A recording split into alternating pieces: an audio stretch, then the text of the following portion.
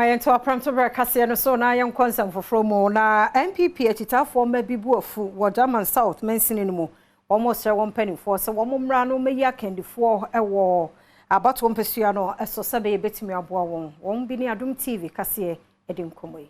NPP amanyoko manfo bi a womo Jaman South e de abetudwa se womo hwe anim se mpenifo ewo amanyoko nim e de niema ebegu akwam na oma ye nhwehwemu afa mentimu wase bi ekoso ewo mpatemu a womo entimi amfa nto aba no na womo de niema egu akwam se ne womo ebetimi ato aba ewo constituency ene wo nsuso a womo ekopem rahye akonya openi a hono ene de nsem atudwa ema omanfo ewo mpatemu no gofre kwan ene ne Adom News etwetwe ho nkom enti na yen nidaso ene yegidie ni se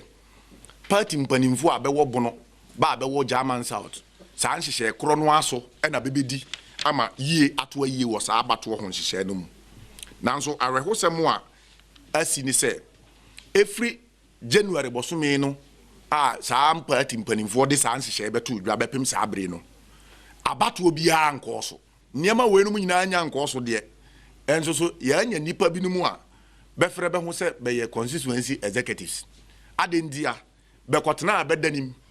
echochoro nipa binum bedini bengundafo benzefo benananum bedini e de beye abom manfo bi a womo eka womo ne Adom News nsentwofo etwetwe nkomo no e de tudwa se enam se abatoe enko so yi enam so ama nchichemu aba wo manfo a womo eka amanyoko hu e wo mpatemu se omo ama ya meto aba na dia migina ha prince e